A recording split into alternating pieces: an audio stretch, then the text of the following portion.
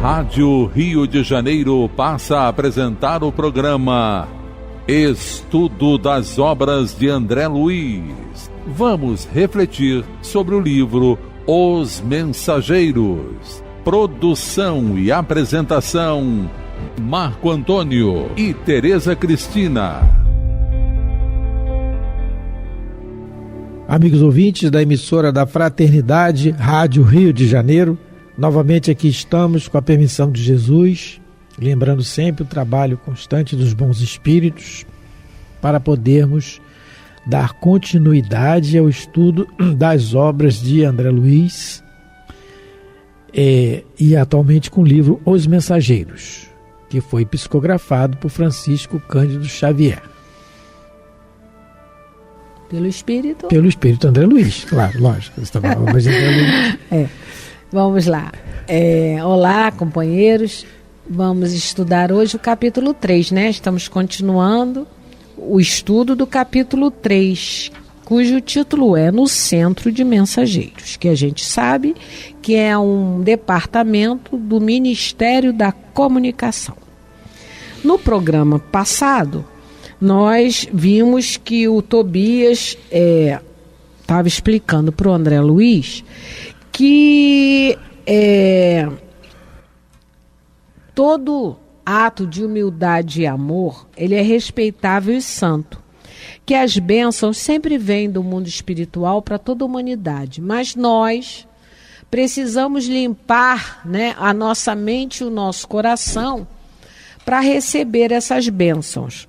A gente também viu que a prece é muito importante, né, na nossa vida, mas que o trabalho fundamental que a gente precisa fazer é a renovação íntima, né? O passe ajuda, a prece ajuda, mas a gente precisa detectar a causa das nossas dificuldades, não é? A gente precisa se esforçar para enfrentar as dificuldades que são naturais na vida de todos nós na Terra, porque nós somos espíritos imperfeitos, ainda muito ignorantes, e precisamos aprender, e a gente aprende através dos obstáculos, da dificuldade que chega, são as provas.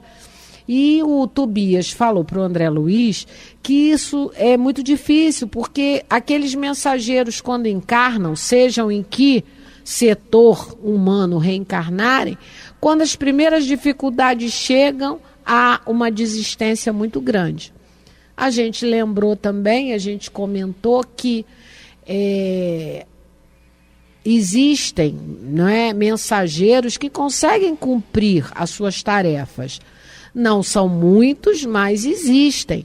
E muitos são anônimos. O Marco leu a pergunta 915 isso. Do Livro dos Espíritos, onde os Espíritos disseram isso para Allan Kardec. Lógico, não é? Eles ainda não abundam, mas já existem. Aí a gente lembrou do livro Voltei, do capítulo 6, quando o irmão Jacó fala para a gente da existência de uma professorinha de um bairro distante do Rio de Janeiro, que a gente brinca que é de Bangu, lá de onde Paulo Renato mora. É amiga de Paulo Renato. É amiga de Paulo Renato.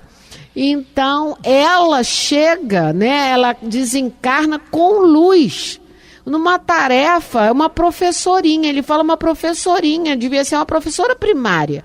Mas ela, não é? Ela conseguiu entender que ela, com amor, com humildade, ela conseguiu entender que esse comportamento não era só para a casa religiosa, era no trabalho dela, era na vida dela. Para ela estar brilhando assim, não é? Ela é alguém que viveu a mensagem de Jesus o tempo todo. Então foi isso mais ou menos que nós conversamos no programa passado.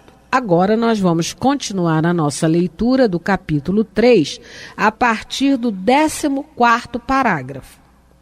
Calei emocionado, ponderando a grandeza dos ensinamentos. Meu companheiro, após longa pausa, prosseguiu observando. Raros triunfam, porque quase todos estamos ainda ligados a um extenso pretérito de erros criminosos que nos deformaram a personalidade. Isso é muito importante. A gente fez um raciocínio aqui em cima disso, porque ele fala, por que raros triunfam? Por que a maioria falha? Porque quase todos nós estamos ligados àquelas sombras dos nossos erros do passado.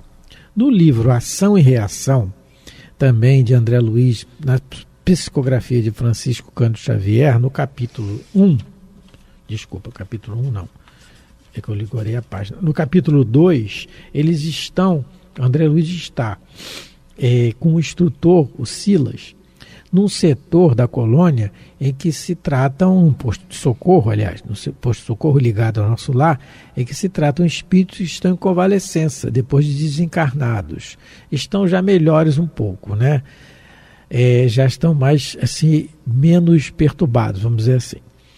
E aí, nesse setor, ele mostra o André Luiz lá como é que funciona. E um desses internos que está lá, ele pergunta assim, instrutor amigo, ouvindo-lhe a palavra educativa e ardente, fico a cismar nos enigmas da memória. Por que esse ouvido, quer dizer, esse esquecimento para cada morte física? Se tive existências outras, antes da última, cujos erros agora procuro reparar, por que razão não me lembro dela? Quer dizer, ele está perguntando, por que eu desencarnei e não me lembro das minhas existências últimas? Ele pode lembrar da última, mas das outras, não. Então, é uma pergunta que ele faz. Por que eu não me lembro? Antes de partir para o campo físico, antes de reencarnar, devo ter deixado bons amigos na vida espiritual, assim como alguém. Aí, né, ele continua a pergunta, mas a gente diz assim, como justificar a amnésia que me não permite recordar os companheiros que devo possuir à distância? Por que eu esqueci? Né? Se antes de eu encarnar, nessa última, eu tinha amigos aqui. Aí olha a resposta do instrutor que tem a ver com o que o Tobias está falando aqui com o André Luiz, que é a nossa ligação com o extenso pretérito dos nossos erros. Bem, os espíritos que na vida física atendem aos seus deveres com exatidão retomam pacificamente os domínios da memória, tão logo se desenfaixam do corpo denso, reentrando em comunhão com os laços nobres e dignos que os aguardam na vida superior. Então, quem cumpriu com exatidão na questão, como é o caso aí da professorinha que a gente viu no Voltei, que a Teresa lembrou, ela pode lembrar, porque ela está com a consciência tranquila. Aí ele continua, para a continuidade e tal. Contudo, para nós, consciências, se colocou também, é claro, contudo, para nós, consciências intranquilas, a morte no veículo carnal não exprime libertação. Perdemos o carro fisiológico, mas prosseguimos atados ao pelourinho invisível de nossas culpas. E a culpa, meu amigo, é sempre uma nesga de sombra eclipsando-nos a visão. Então, é isso que ele está dizendo aqui também. Nós estamos ligados ao pretérito dos erros. Esse pretérito dos erros se liga a nós ainda pela nossa falta de melhora atualmente. De boa vontade de boa vontade de melhorar. Então, por isso que também, a gente tem. Abrangendo um pouco mais o raciocínio do que ele está falando, por que a gente não vai lembrar, quando a gente desencarnar, das últimas encarnações? Dessa aqui a gente deve lembrar, só se encarnar perturbado. Que nem lá o livro Ação e Reação também, o Apoliano e o Sabino, né? O Sabino lá, é diferente, né? Mas, que é o capítulo que não, tem mas aqui. Ele lembrava. Ele lembrava lá do Barão dele, mas ele não lembrava nem na última. Lá do Barão ele lembrava. Era a última, talvez fosse. Não, era. Mas ele totalmente perturbado. Mas nós não vamos lembrar.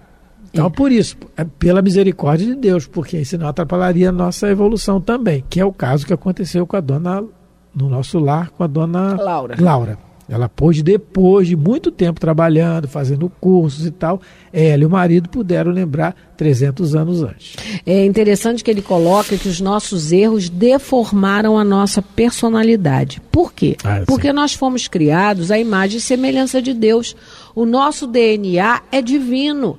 A gente é perfectível. O problema é que nós, né, como ele usa aqui, nós deformamos a nossa personalidade pelos nossos erros, não é? E aí a gente entra numa que é um perigo. Eu nasci assim, vou morrer assim. A tal síndrome de Gabriela, não é? Eu nasci assim, vou viver assim, vou ser sempre assim, vou morrer assim, e não adianta eu me esforçar. Isso é uma desculpa, porque nós deformamos a nossa personalidade e precisamos agora regenerar ela.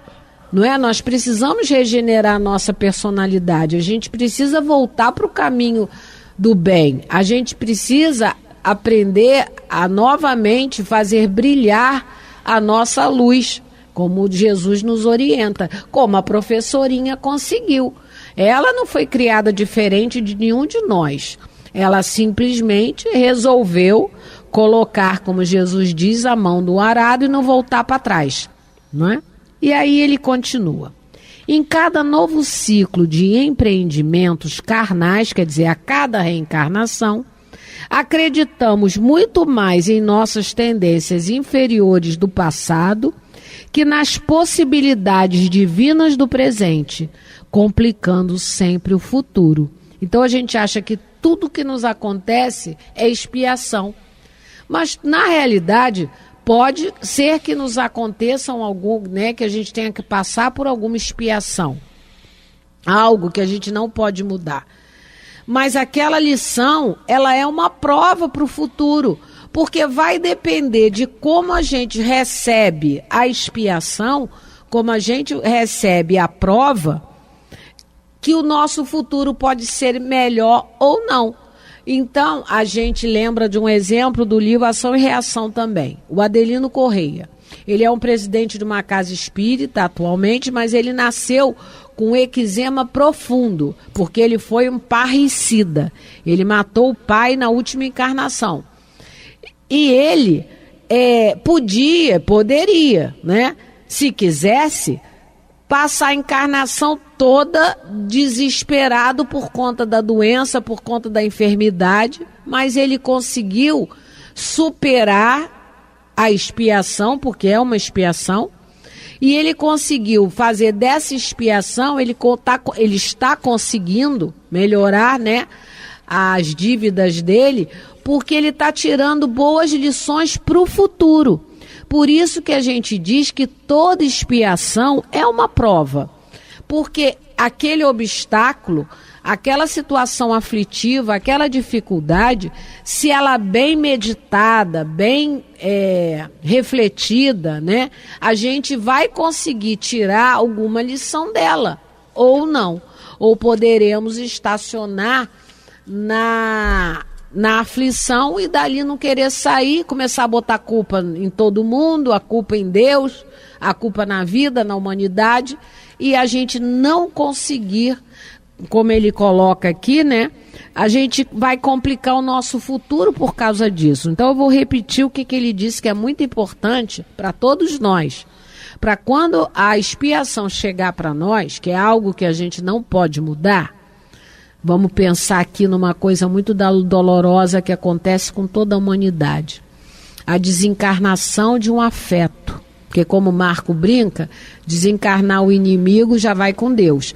Mas desencarnar... Tava na hora, né? Marco Deus fala é que isso. sabe. Mas quando é alguém que a gente ama, não é uma expiação no sentido que é um aprendizado, que a gente não pode mudar. É uma aflição que nos chega.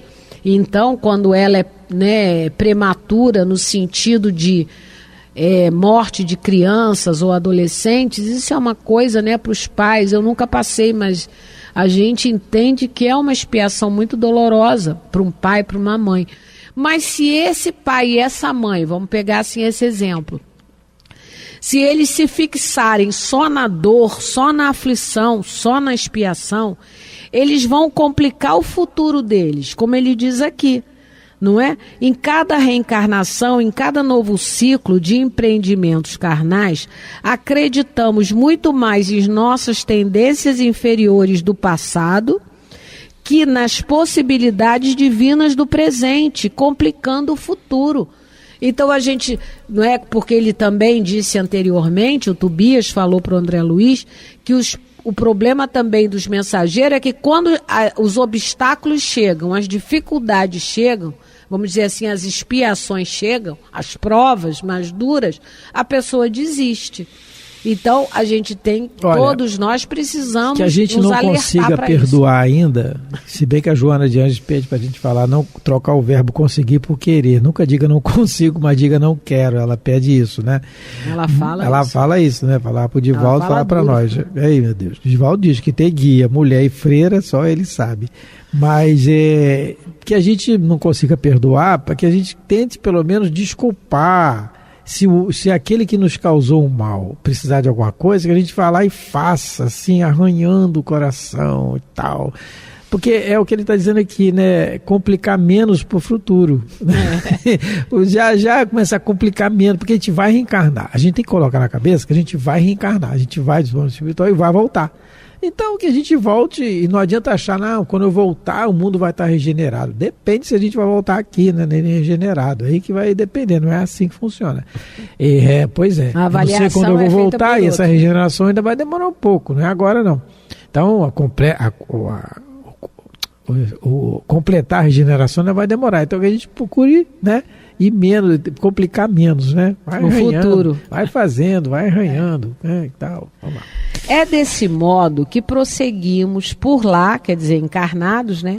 Agarrados ao mal e esquecidos do bem, chegando por vezes ao disparate de interpretar dificuldades como punições, quando todo obstáculo traduz oportunidade verdadeiramente preciosa aos que já tenham olhos Tereza, de olha ver. só, o engraçado que eu tô achando é que ele fala assim, disparate de interpretar dificuldade como punição, mas a gente interpreta dificuldade como punição, claro que sim, eu tô sendo punido, mas ele falou que isso é um disparate, olha como é que a gente está longe disso aí, por isso que o Espiritismo é o Evangelho redivivo, é a compreensão mais além do que Jesus falou, e falando disso aqui, traduzir obstáculo por oportunidade, no Evangelho segundo o Espiritismo, preciosa. No Evangelho segundo o Espiritismo, capítulo 9, bem-aventurados que são brandos e pacíficos, tem um item que eu adoro ler esse aqui, porque é para mim, a paciência. É o item 7 do capítulo 9, a paciência e um espírito amigo, que dizem que é a Joana de Anjos, né? Diz aí a fofoca espírita, porque tem as fofocas espíritas, mas dizem que é a Joana, não sei. Mas que não seja um espírito amigo, que Kardec coloca aqui. Ela diz assim, o espírito diz assim, a dor é uma bênção que Deus envia a seus eleitos. Olha o que ela começa a falar, exatamente o que ele está falando aqui. Não vos aflijais, pois, quando sofredes. Antes, bendizei de Deus onipotente, que pela dor nesse mundo vos marcou para a glória no céu. Olha, a palavra da cruz é loucura aos nossos olhos. A palavra da cruz verdadeira, realmente, como ela é, como o Espiritismo traz, é loucura aos nossos olhos. Porque como é que eu vou dizer que a dor é uma bênção? Dependendo da dor, Teresa falou da perda, entre aspas, porque ninguém, perde chave, perde documento. Mas a perda de um ente querido, como a gente costuma falar, de alguém que a gente ama realmente, que se foi na nossa frente, ou que a gente vai, porque também, né, tem esse lado, a gente tem que ver o outro lado, a gente desencarnar e deixar o outro aqui, como aconteceu com o André Luiz, que não é bem assim um amor, mas aconteceu, era aquela ânsia, e como é que fica? E a gente vai dizer que isso é uma bênção, a gente tem que raciocinar assim. Por que ela está dizendo, o Espírito está dizendo que a dor é uma bênção? Porque nós somos espíritos altamente endividados e precisamos, e é o que vem para nós, como Deus é misericórdia, Deus é amor, não vem nem o juro da dívida, porque aquela dor que vem, não é nem o juro daquilo que teríamos que pagar se fôssemos nós os cobradores, porque a lei de Talião existe, olho por olho, dente por dente, mas é Deus que aplica. Não é? Tem uma mensagem muito interessante no livro Instruções Psicofônicas, é a prece de Cerinto. Ele diz que a gente deve orar e ele pede na oração não pelos que choram, mas pelos que fazem as lágrimas. Faz os outros chorar. Então, porque aquele que chora, ele está bem. ele já está resgatando alguma dívida, né? É o tal do obstáculo, né, que chega, a dificuldade que chega, que faz a gente chorar. Nós somos os bem-aventurados, os aflitos, na medida em que a gente começar a entender que a dificuldade, que a aflição, que a lágrima, ela está chegando para nós como resultado de nossas plantações aí pretéritas, como resultado das nossas lições mal feitas. É um aprendizado necessário. Mas aquele que está fazendo o outro ser aflito, chorar, esse é que está numa situação ruim. Aí eu me lembrei agora desse espírito, que lá no livro Instruções Psicofônicas, ele se chama Cerinto, e ele faz uma oração, a prece de Cerinto, é muito bonita. Pra gente ele vai mostrando na prece que todos nós, quando estamos aflitos e sobrecarregados, nós estamos no caminho certo. Não é? É porque não tem como a gente aprender se a gente não se coloca no lugar daquele, né, na mesma situação em que a gente fez o outro sofrer. A gente só aprende, não tem o nosso nível evolutivo, o nosso aprendizado ainda é por aí. A gente sofrendo certas situações, experimentando certas dificuldades, não é? Para que a gente entenda e possa compreender cada vez mais que aquilo dói. Porque quando você está do outro lado do gatilho, você não sente. Não sente. Só quando você está na frente do cano, né? Lá da arma, né? Da arma, aí sim você sente. Então, o que Deus faz? Tem hora que a gente está atrás do gatilho e vai ter hora que a gente vai estar lá na frente do cano da arma, para a gente ver como dói.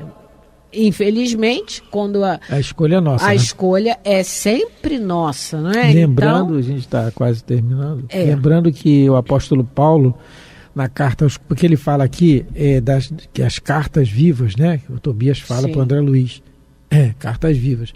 E lembrando que o apóstolo Paulo, na sua carta aos Coríntios, no capítulo 2, na segunda carta dele aos Coríntios, à igreja de Corinto, no capítulo 3, ele fala que nós somos, porque já é manifesto que sois a carta do Cristo, ministrada por nós, escrita não com tinta, mas com o Espírito de Deus vivo, não em tábuas de pedra, mas nas tábuas da cerne do coração. Então, nós somos todos cartas do Cristo, todos. E aí é aquilo, não adianta a gente querer sair da encarnação com atitude como a do Chico, como a da Maria Teresa, não vai dar.